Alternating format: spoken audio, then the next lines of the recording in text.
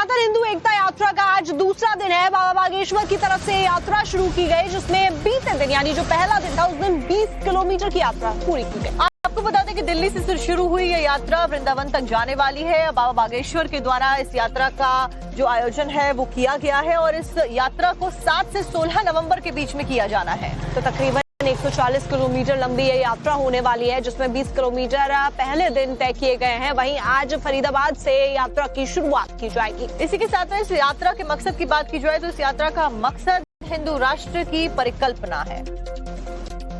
अब प्रण ठान लिया, सबने मन में मान लिया, साधु संतों का कमंडल और बागेश्वर धाम का मंडल 16 तारीख तक चलेगा।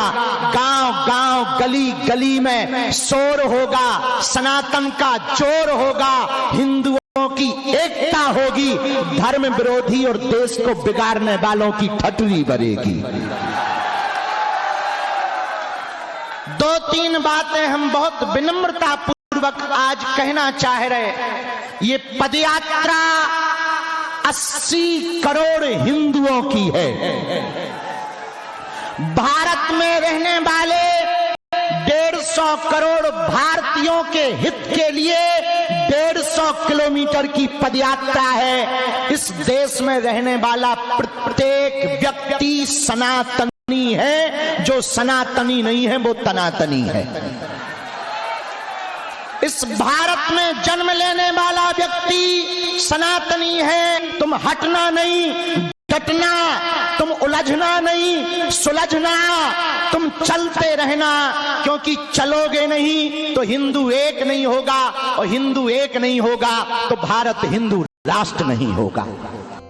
सनातन हिंदू एकता यात्रा का आज दूसरा दिन है। बाबा बागेश्वर की तरफ से यात्रा शुरू की गई, जिसमें बीते दिन यानी जो पहला दिन था उस दिन 20 किलोमीटर की यात्रा पूरी की गई। आपको बता दें कि दिल्ली से शुरू हुई यह यात्रा वृंदावन तक जाने वाली है। बाबा बागेश्वर के द्वारा इस यात्रा का जो आयोजन है वो किया गया है और इस यात्रा को 7 से 16 नवंबर के बीच में किया जाना है। तो तकरीबन 140 किलोमीटर लंबी ये यात्रा होने वाली है, जिसमें 20 किलोमीटर पहले दिन तय किए गए हैं। वहीं आज फरीदाबाद से यात्रा की शुरुआत की जाएगी। इसी के साथ में इस यात्रा के मकसद की बात की जाए तो इस यात्रा का मकसद हिंदू राष्ट्र की परिकल्पना है। अब प्रण ठान लिया, सबने मन में मान लिया, साधु संतों का कमंडल और बागेश्वर धाम का मंडल 16 तारीख तक चलेगा। गांव गांव गली गली में शोर होगा, सनातन का जोर होगा, हिंदुओं की एकता होगी, धर्म विरोधी और देश को बिगाड़ने वालों की ठटरी भरेगी। 2-3 बातें हम बहुत विनम्रता पूर्वक आज कहना चाह रहे। ये पदयात्रा 80 करोड़ हिंदुओं की है।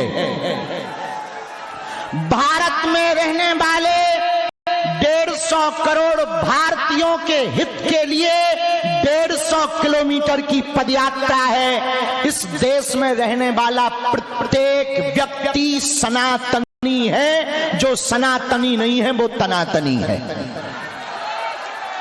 इस भारत में जन्म लेने वाला व्यक्ति सनातनी है। तुम हटना नहीं, डटना, तुम उलझना नहीं, सुलझना, तुम चलते रहना, क्योंकि चलोगे नहीं तो हिंदू एक नहीं होगा, और हिंदू एक नहीं होगा तो भारत हिंदू राष्ट्र नहीं होगा।